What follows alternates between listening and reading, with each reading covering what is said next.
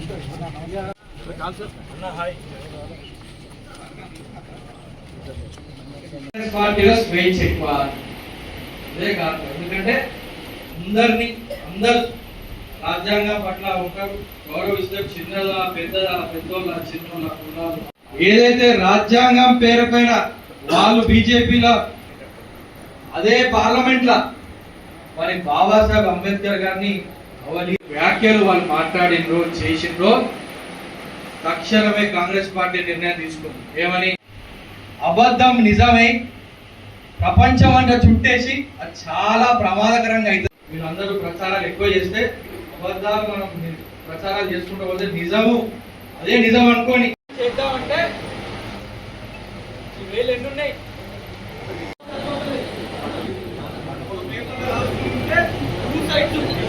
ఆ గ్రామం నుంచి ఆ వాటి నుంచి అరే మరి ఇంకా ఇంతమంది వచ్చిందే మరి భోగాలు చేసుకోవడం కనిపించలేదు కదా అనే తీరు అని ఎవరైతే గ్రూపులు చేద్దాము, వర్గాలు చేద్దాము వారిగా మీటింగ్ పెట్టుకున్నాం. దాదాపు ఈ లాస్ట్ ఇవాళ కలుపుకుంటే అన్ని మండలాల్లో మనం మీటింగ్ పెట్టుకోవచ్చు. నేను చెప్పేది ఏంటంటే నార్త్ ఇండియానేమో అందుకే చూస్తున్నారు కదా, పార్టీ ఇప్పుడు చాలా సీరియస్ ఉంది. ఇట్లా చేసుకుంటూ పోతే రేపు బీజేపీ ఏదంటది ఇష్టమే. బీజేపీ బీఆర్ఎస్ ఒకటైతే ఇంకా మనకి ముప్పు తీసుకొచ్చే ఆస్కారం ఉంది. కాబట్టి పాత పార్టీలో కూడా మార్పు తీసుకొస్తున్నారు. కొత్తగా మనకు వచ్చిన ఇన్ఛార్జ్ మీనాక్షి నటరాజన్ గారి గురించి మేము చాలా చూసినా బీసీసీ అధ్యక్షుడు మీటింగ్ అనే చెప్పారు. ఇప్పుడు వారు కూడా ఇలా గొప్పలు చెప్తే వినేది కాదు, నేను అట్లా చేస్తున్నా పార్టీ శ్రీధర్ బాబు గారు కానివ్వండి, వారు ఎవరైతే మన మంత్రులు వారు మన నియోజకవర్గంలో ఇన్ఛార్జ్ ఒక్కడే. మీ కార్యకర్తలు అందరం ఆ క్రమంలో పనిచేసుకుంటూ కష్టపడుకుంటూ ముందుకు పోవాలని చెప్పి ఆదేశాలు పైనుంచి వచ్చినాయి. నేను మీకు తెలియజేయడం జరుగుతుంది. రెండో విషయం ఏంటంటే పైన అధిష్టానం కూడా హుజురాబాద్ కాన్స్టిట్యున్సీ పైన చాలా సంతోషంగానే ఉన్నారు. ఎందుకున్నారు? మొన్న జరిగిన లాస్ట్ ఇయర్ జరిగిన అసెంబ్లీ ఎలక్షన్ల తర్వాత ఏది ఎంపీ ఎలక్షన్ జరిగిందో, ఎంపీ ఎలక్షన్ల 7 నియోజకవర్గాలు ఉంటాయి. కరీంనగర్ ఎంపీ ఎలక్షన్ దాంట్లో మన హుజురాబాద్ నియోజకవర్గం పర్ఫార్మెన్స్ హుస్నాబాద్ తర్వాత నెంబర్ 2 మనదే. కేవలం మీ అందరి కృషి సహకారం ఉంది కాబట్టే ప్రభుత్వ దృష్టిలో, పార్టీ దృష్టిలో మనం పడతాం. అరే ఇక్కడ కార్యకర్తలు గట్టిగా పనిచేస్తున్నారు, ఇక్కడ నాయకులు మంచిగా పనిచేసిండ్రు.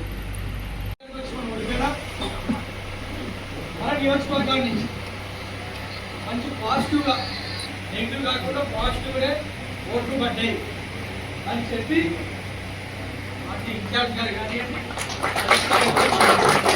మీకు తెలిసి సోషల్ మీడియాలో వేరే నియోజకవర్గ పేర్లు వచ్చింది, చాలా మంది చూసి ఉండొచ్చు, మన నియోజకవర్గం పేరు వచ్చిందా?